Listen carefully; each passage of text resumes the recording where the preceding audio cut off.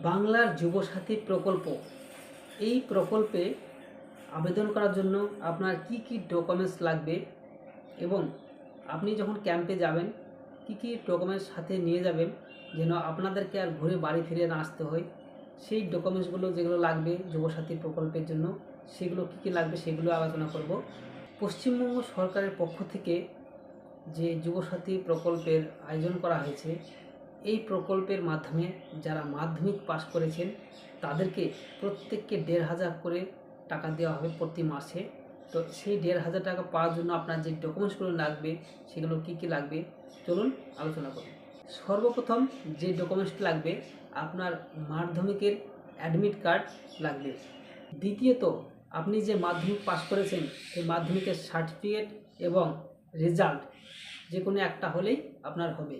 এবং তৃতীয়ত যেটা লাগবে, আপনার ব্যাংকের যে পাসবই রয়েছে সেই বইয়ে যে ছবিটা রয়েছে আপনার প্রথম পাতার, সেই ছবিটা সমেত আপনার প্রথম পেজের একটি জেরক্স লাগবে।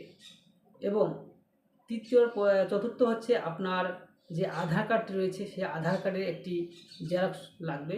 এবং পঞ্চম হচ্ছে আপনার ভোটার কার্ডের একটি জেরক্স লাগবে। এবং ষষ্ঠ হচ্ছে আপনার যদি এসসি সার্টিফিকেট অথবা ওবিসি সার্টিফিকেট অথবা যে কোনো কাস্ট সার্টিফিকেট থেকে থাকে তাহলে আপনারা সেই কাস্ট সার্টিফিকেটের জেরক্সটি সঙ্গে নিয়ে যাবেন। এবার আপনাদেরকে তার সঙ্গে বলবো 2 কপি ছবি নিয়ে যাবেন। ছবিগুলো আপনার সেখানে লাগবে। দিয়ে আপনার সেখানে ক্যাম্পে যাবেন।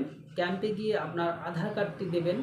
আধার কার্ডটি দিলে আপনাকে একটি ক্যাম্প থেকে ফর্ম দেওয়া হবে এবং সেই ফর্মটিকে ফিল আপ করে ডকুমেন্টসগুলো তার সঙ্গে অ্যাটাচ করে আপনাকে সেখানেই আবার জমা দিতে হবে। এই হচ্ছে মেন বিষয়।